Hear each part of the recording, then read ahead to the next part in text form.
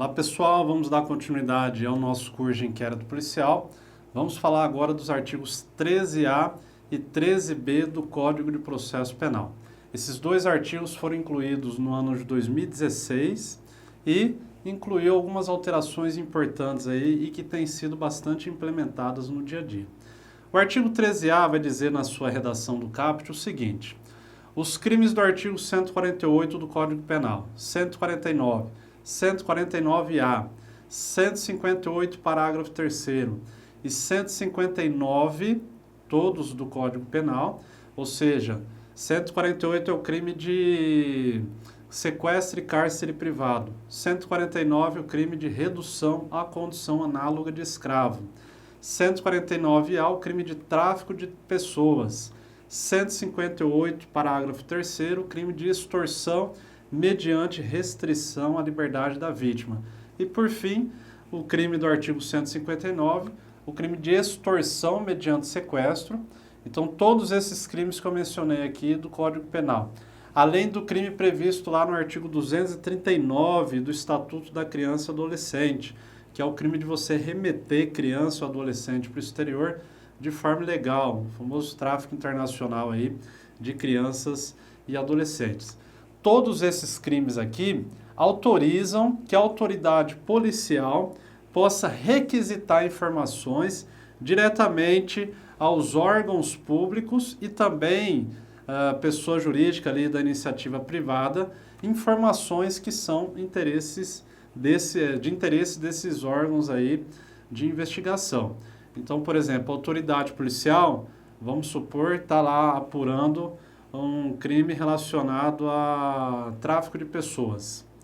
E aí, a autoridade policial ela pode requisitar diretamente informações para órgãos públicos em relação a pessoas que sejam suspeitas, ou mesmo até informações da vítima, daquele crime que está sendo cometido.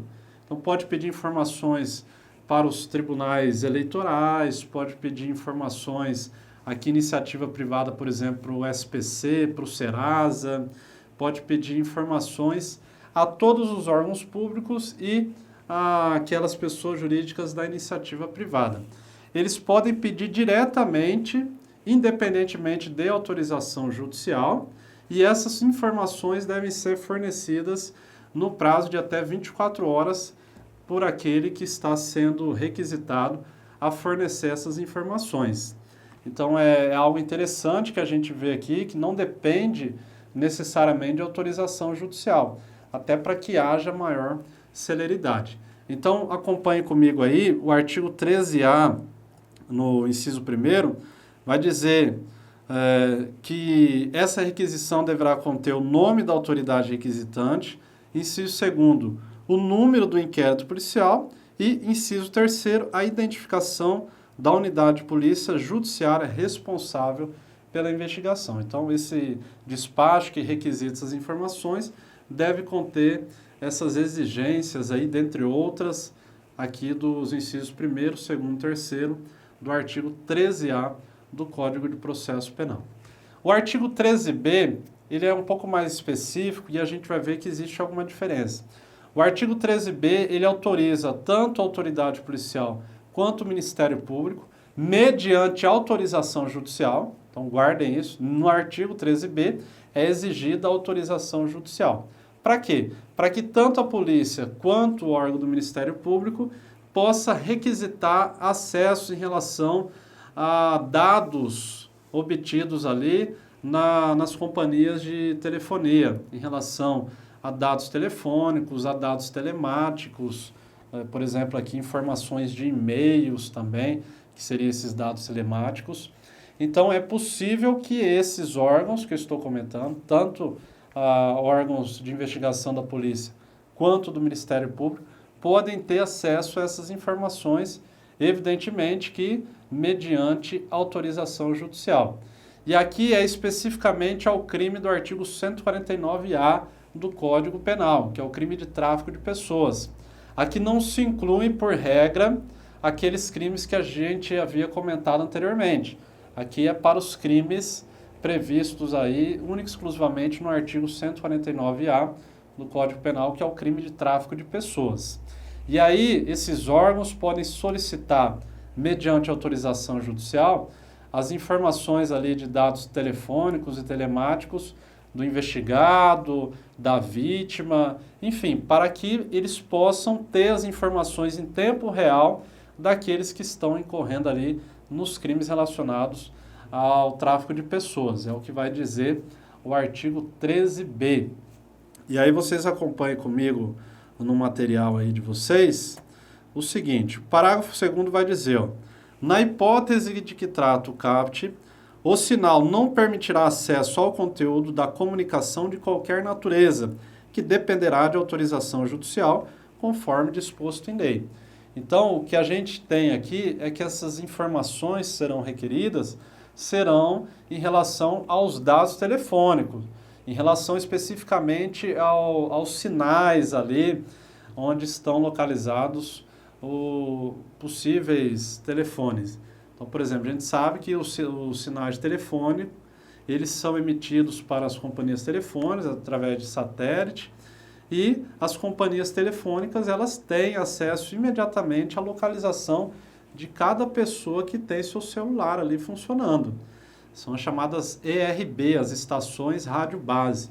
E essas estações rádio base, elas conseguem dar de forma bem aproximada ali a localização exata de uma pessoa através do seu telefone. São essas informações da localização que a polícia deverá e também o Ministério Público ter acesso mediante autorização judicial.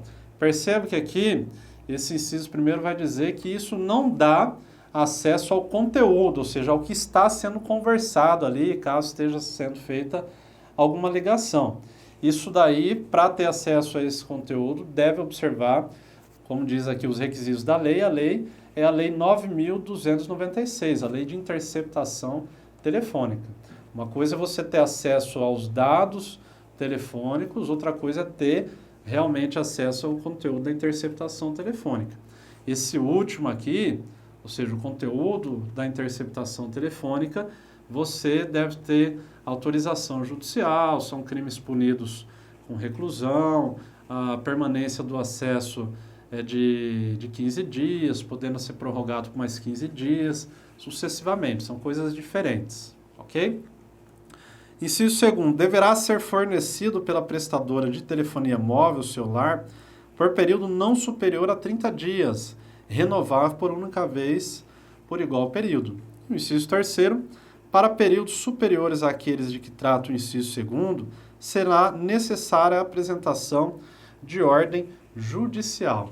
Então perceba que o acesso a essas informações que a polícia requeriu e que o Ministério Público requisitou se dá num prazo de 30 dias, podendo ser prorrogado em regra por uma única vez, mas a depender de autorização judicial, ou seja, havendo ordem judicial, essas informações podem ser acessadas por prazos renováveis aí, de acordo com a ordem judicial. Nesse caso, uma vez fornecidas as informações, requisitadas ou pelo Ministério Público ou requeridas pela polícia, o inquérito policial deverá ser instaurado num prazo de até 72 horas, é o que vai dizer o artigo 3º, ok? Então, pessoal, é algo novo aí, e aqui eu queria mencionar um fato que a doutrina, bastante importante, tem aceitado que possa haver o acesso nos termos do artigo 13b que a gente vem comentando aqui, que seria para atribuição exclusiva de crimes de tráfico de pessoas.